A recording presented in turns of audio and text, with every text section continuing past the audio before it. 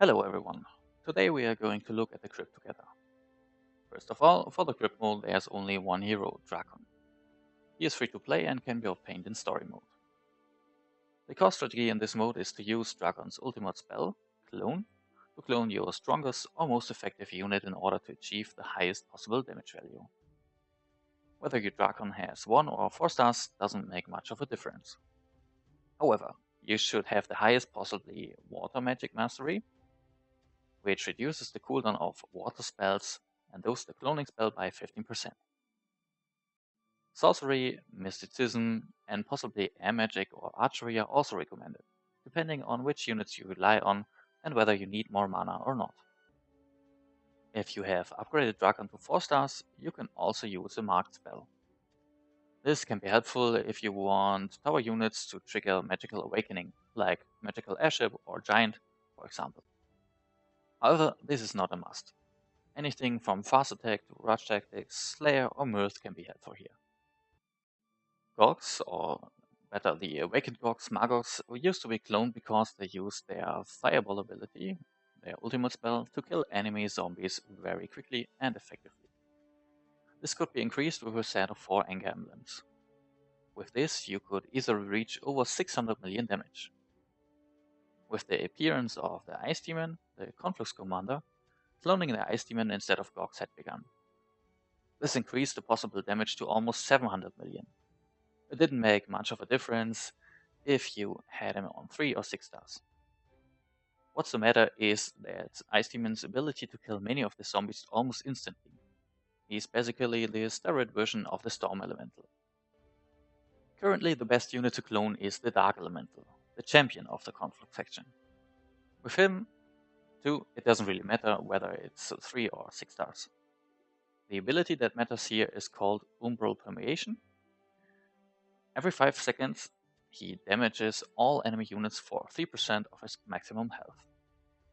This ability also triggers twice upon triggering Shadow Shield, which has a 4-second cooldown. Values of over 780 million damage are possible and already seen with Dark Elemental. The other 7 units are very variable and differ from what the respective player, e.g. you, prefer and of course what you have available. Many players use Castle and Cove commanders, Judicator and Seer, to use their range skills to strengthen all units and destroy waves of enemies with them.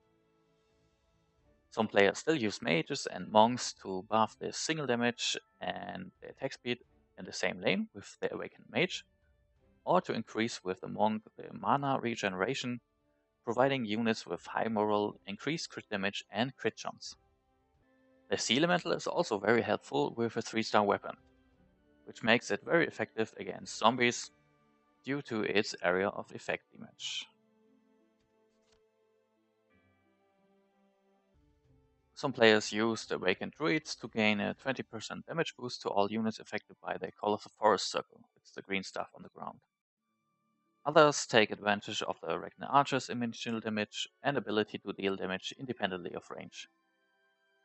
However, their normal damage requires projectiles, which makes them rather unsuitable. Completely range independent with fast attack speeds are units like the Store Elemental from Conflux and Beholder from Dungeon. Fortress champion Quetzalcoatl is also very effective in the Crypt. Some use also the Castle champion Sister to buff all units with their Helm of Exaltation. Some rely on Genie to buff the best units with positioning and some buff luck. Some also use a combination of Magic Airship, which buffs all caster units, and of course the Giant to use the Giant's Magical Awakening to instantly destroy entire waves and benefit from damage and attack speed buffs from the Magical Airship. The strongest units that are not very effective can be used in the support to bolster all units or all units of a faction or a type, like champions and commanders to strengthen all units, here like leader and legendary. Otherwise, you should boost the caster and range class, which is this one and this one, to get the most of it.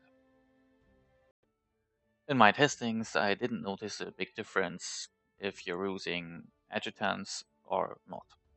So if you have good and general ones like Ezio, Adela, maybe Casamel or Korpak, you can use them. but it's not a must.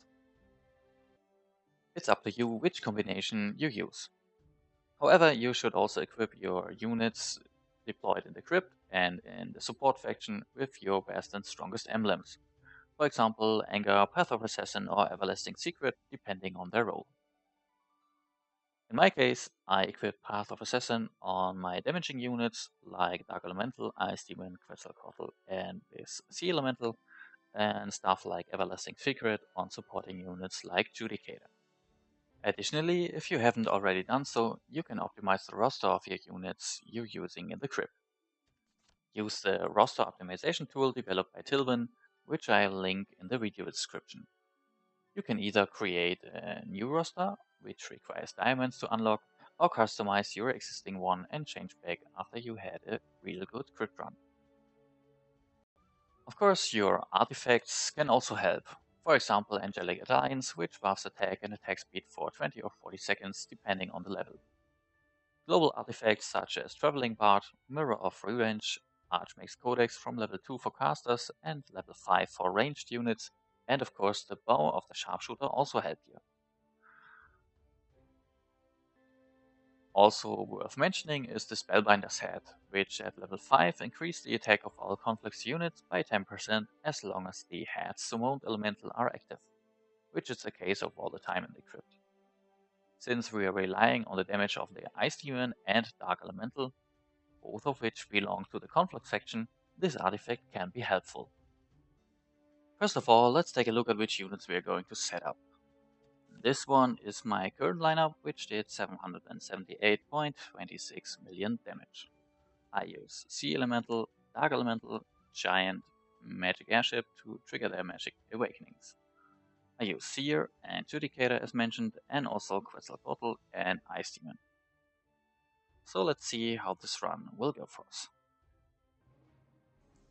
So you have two options in the Crypt. You can either do all your spells manually and clone the clone from the clone from the clone from the clone from the clone from Dark Elemental, or you can build a specific lineup and force the AI to use the spells on the units you want to, which I did in my case. So as you can see here, always with my Wind Wall and the Marked Spell Rush Tactics, the Giant, and of course also the Magic Airship are Magical Awakened, which leads to a specific buff from the Giant to clear complete waves, and from the Magic Airship to buff attack speed and for all casters. Or you can use your skill and cast the spells on the units you want to, like to clone the clone from the clone from the clone from the clone from the Dark Elemental. So it's up to you which strategy you follow. Worth also mentioning is that you should look on specific numbers and times, like for example 50 seconds we saw here, to check if you improve your damage or not. And if you remember, I did around 270 million on the 1 minute mark and 360 at the 50 seconds mark. In this case, the damage fall down a little bit, so I won't reach 530 million damage at the 30-second mark. That's why I will abort the try and restart it. Gladly, we don't have to quit the complete app and shut it down like we have to do if you want to test or redo an attempt for Dragon Invasion. So it's just easy to pause it and then end the attempt and redo it. So let's speed it up and see how far the AI will bring us in this run. As I mentioned, check specific time marks. So for example, here at 1 minute mark, I'm at 270 million. It's okay. Some people do higher, some people do a bit lower. It's just depending on your lineup. Just notice the time marks and the specific damage numbers you are reaching, and then check if you're improving or not. So for example, the next big mark for me is 30 seconds. At 40 seconds, I should reach around 450 million, which I didn't in this attempt. And so we won't reach 530 million at 30 seconds. Oh, nope. No, it's close. but we're missing already 10 million damage. So let's see what the end result will be. Just speed up a little bit. 10 seconds, we're at 688 million, so I guess we would end up 740 or 750 million damage in this case for this run. But of course, I will pause it.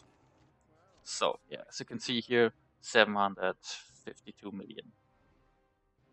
So let's redo it.